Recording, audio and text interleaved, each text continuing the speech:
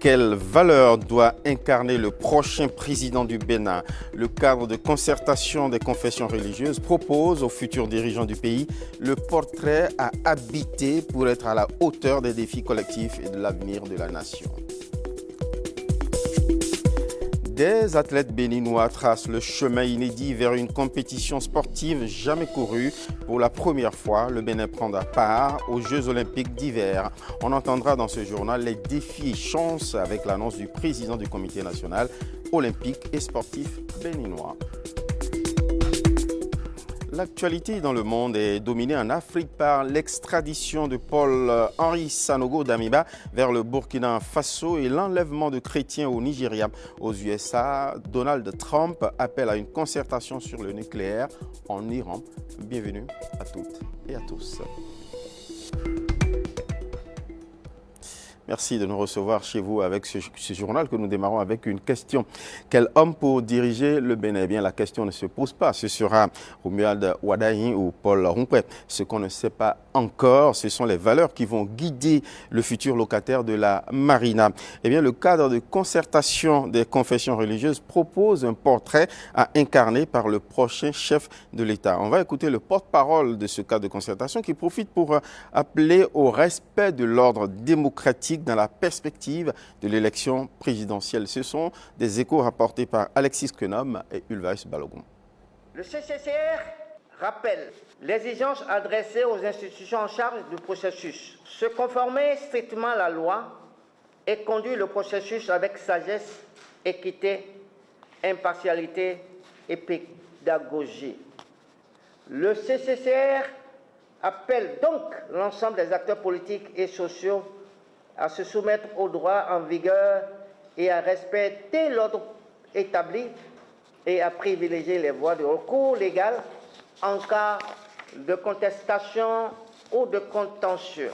Le futur président de la République du Bénin doit être un homme d'État et non d'intérêt personnel, ayant la crainte de Dieu, épris de paix, de tempérance et de solidarité, capable de rassembler et d'apaiser.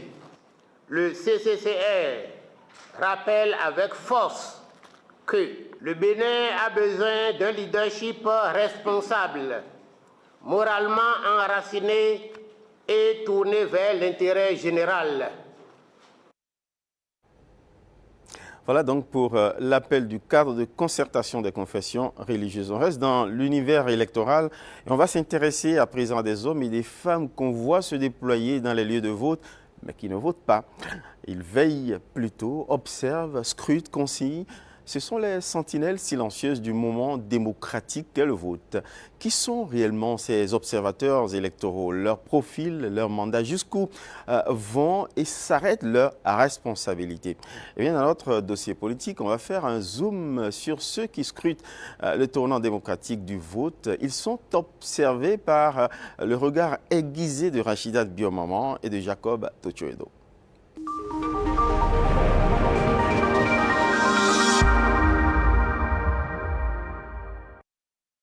Ils sont discrets, mais leur rôle est fondamental, présent là où se joue l'essentiel, l'expression du suffrage. Les observateurs sont des citoyens qui ont pour rôle de regarder deux choses principales. La première chose, est-ce que l'élection répond aux standards internationaux? Maintenant, il y a aussi qu'on voit, surtout, est-ce que la loi nationale est respectée? On ne fait jamais partie d'une mission d'observation internationale de son propre pays. Si par exemple l'Union africaine déploie une mission au Bénin, vous ne verrez pas parmi les observateurs un Béninois. Il existe deux grandes familles d'observateurs, les observateurs nationaux et les observateurs internationaux. Au sein de ces derniers, on distingue les missions de long terme et celles de court terme, chacune avec des objectifs et des méthodes bien définies. Court terme, ceux qui regardent seulement, disons, la campagne, le jour du scrutin et les résultats. Mais il y a des observateurs de long terme. Eux, ils restent plus longtemps et ils ont plus une fonction analytique pour regarder en profondeur, analyser la loi, le comportement des médias, la campagne électorale, le fonctionnement des partis politiques, Devenir observateur électoral ne s'improvise pas. Il faut être accrédité par l'État hôte et se conformer à plusieurs règles. Le respect des tests du pays. Le rôle de l'observateur, c'est d'analyser, de regarder, de faire des rapports, de déposer. Ces rapports serviront à améliorer les scrutins futurs. Il y a des formations à l'université, à la chaire UNESCO d'Abou Mekalavi, il y a le master de direction, qui est une matière sur l'observation électorale. Il y a le centre Kofi Annan de maintien de la paix, tout ce qui fait. Il y a beaucoup de centres qui le font, mais c'est d'abord la volonté.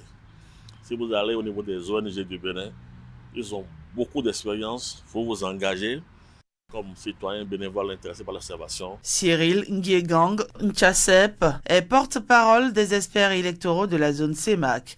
Accrédité au Bénin, il est mandaté par son institution pour remettre à la Sénat le rapport de sa mission d'observation. Nous avons couvert une grande partie du territoire national du Bénin et on en ressort très fiers du bon déroulement de ce scrutin malgré quelques couacs qui ne manquent jamais. Si vous lisez les rapports, même si dans les déclarations préliminaires, les déclarations finales des missions d'observation électorale, il y a une forme de bienséance diplomatique, vous lisez les rapports, les choses qui fâchent sont écrites. On fait simplement attention à dire les choses qui fâchent dans un style qui ne fâche pas. Quel est le souci? C'est d'améliorer au fur et à mesure les processus électoraux. Si vous êtes accrédité dans un pays et que vous pondez un rapport incendiaire, et que vous insultez les autorités politiques, je ne suis pas sûr que ce pays soit enclin à vous inviter une prochaine fois pour une mission d'observation électorale. Entre vigilance démocratique et diplomatie, les observateurs électoraux marchent sur une ligne étroite, une ligne où chaque mot compte. On l'a vu, observateur électoral subtil comme métier.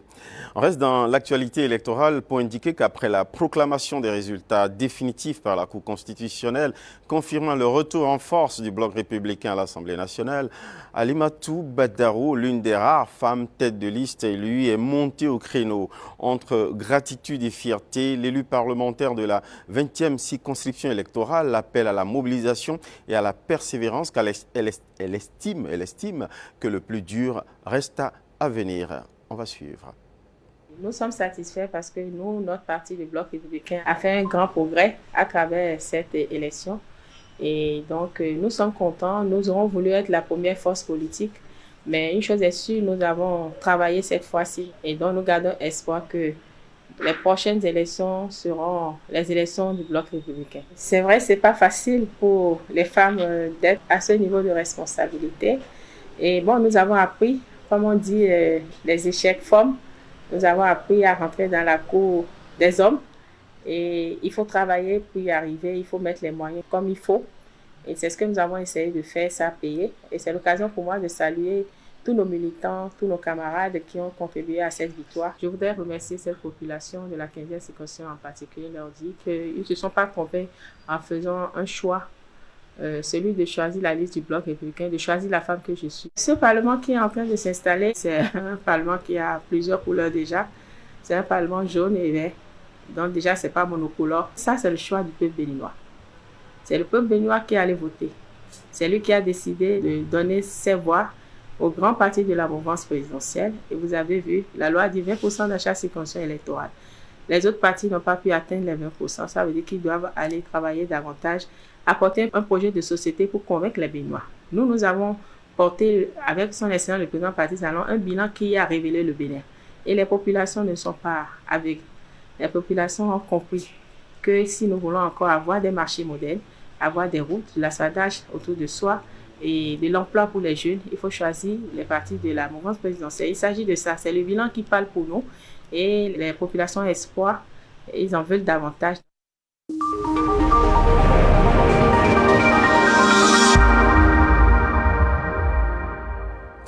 Les préparatifs du grand pèlerinage vers le lieu saint des musulmans s'annoncent déjà au Bénin. L'Agence béninoise de la gestion de la logistique des officiels AGLO annonce le prochain pèlerinage à la Mecque et surtout l'organisation du Hajj 2026 au Bénin. Les sociétés agréées ainsi que les futurs pèlerins sont invités à respecter scrupuleusement les délais fixés.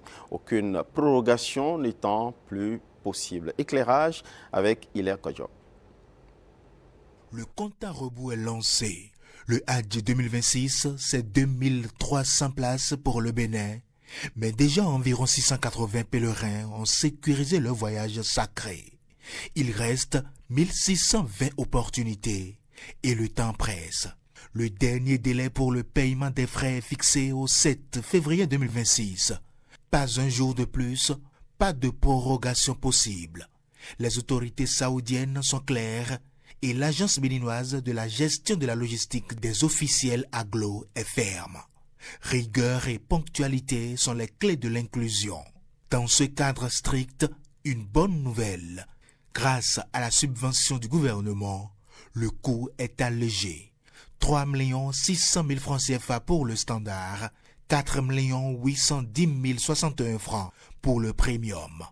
Pour les non-résidents, le tarif est de 3 200 000 francs CFA en standard et 4 410 061 francs en premium.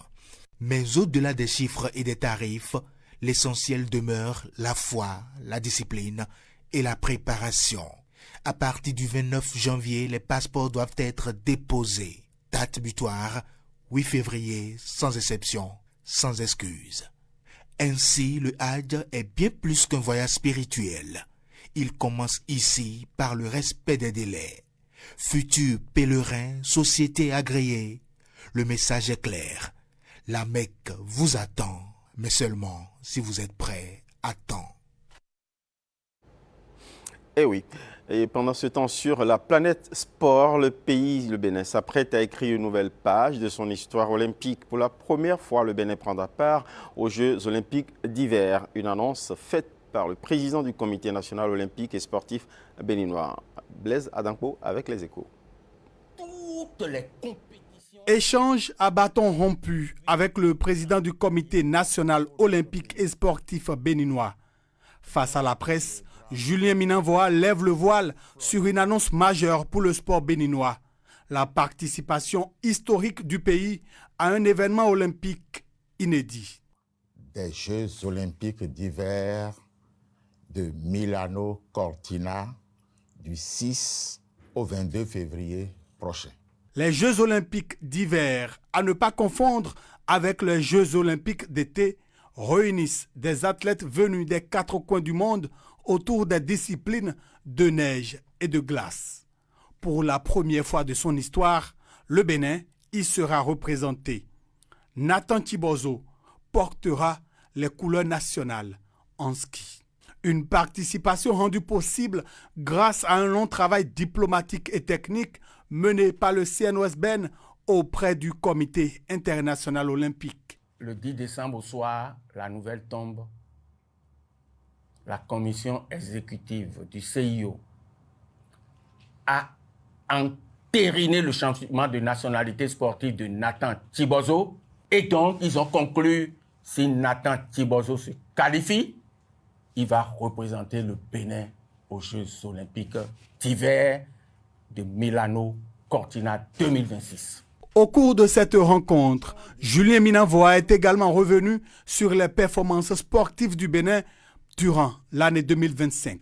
L'organisation des compétitions au plan national et la participation régulière aux compétitions internationales ont permis de booster les classements des disciplines sportives du Bénin au plan international. Le CNOSBN a insisté sur l'urgence de moderniser le cadre juridique du sport au Bénin.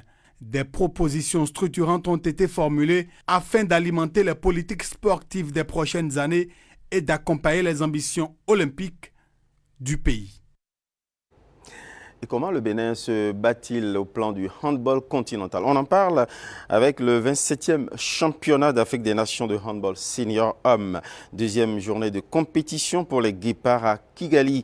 Face au Congo, les Guépards ont courbé les chines dans un face-à-face très serré. Le compte-rendu de ce match est signé Edmond Rungbo, Setonji Metoli Hospice. Détermination, résilience, envie de progresser. C'est ainsi qu'on peut résumer la première sortie des Guépards au 27e championnat d'Afrique des Nations seniors de handball. Bousculés en première période, Ibrahim Hadi et ses coéquipiers ont su relever la tête après la pause. La première période a été un peu difficile pour nous. C'est une première participation. Donc on voulait tellement faire bien qu'on a eu à faire quelques erreurs. Basile Pinto, lucide, conscient des forces et faiblesses de son groupe, a su trouver les mots justes pour relancer Gomina, Ganiou et toute l'équipe béninoise.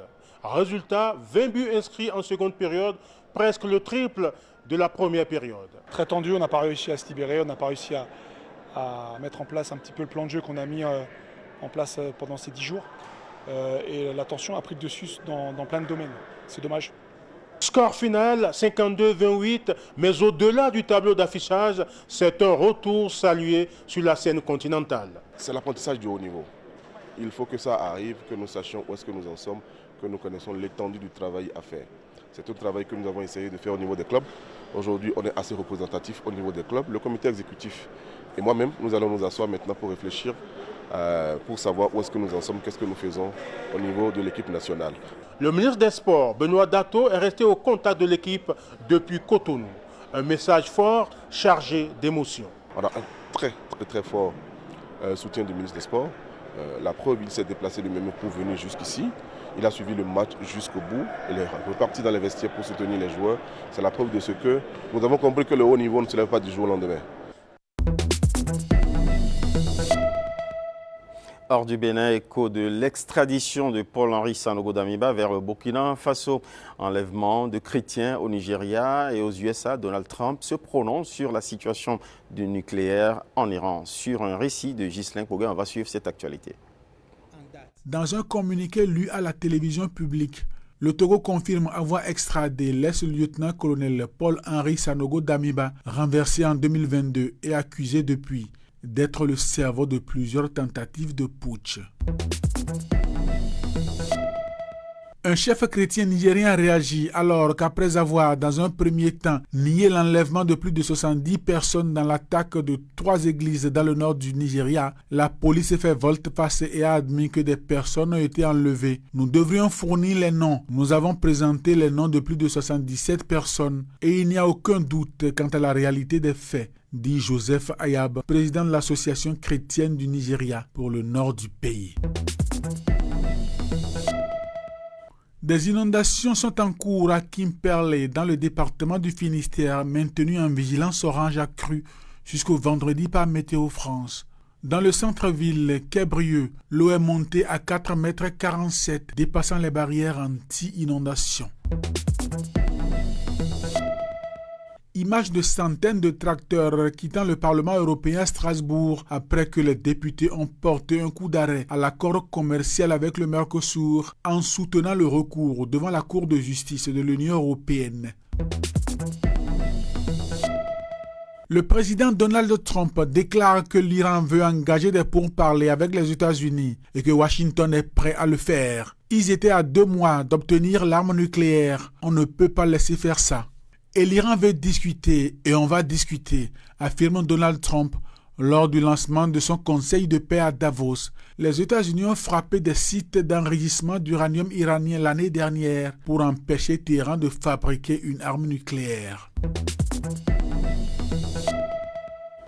C'est la fin de ce journal. Merci pour votre inépuisable fidélité. Nous vous réservons à la suite de ce journal un programme intéressant. À la suite de ce journal, nous vous invitons à suivre le magazine INF, Institut National de la Femme, Écho de la Criette. À 20h35, on vous donne rendez-vous avec le documentaire À terre d'un Bénin debout. À 21h, rendez-vous avec un autre documentaire, Les éclaireurs de la guérison, à réparer le cerveau. Prenez le rendez-vous à 22h30 en nouvelle diffusion, la série Shuga Naija, et à 23h30, le dernier rendez-vous de l'actualité sur Bénin TV. Merci de nous suivre aussi sur les réseaux sociaux, sur les différentes plateformes digitales. Vous pouvez télécharger l'application SRTB sur Play Store. Merci de rester en compagnie de Bénin TV pour passer d'excellents moments. Bonsoir chez vous.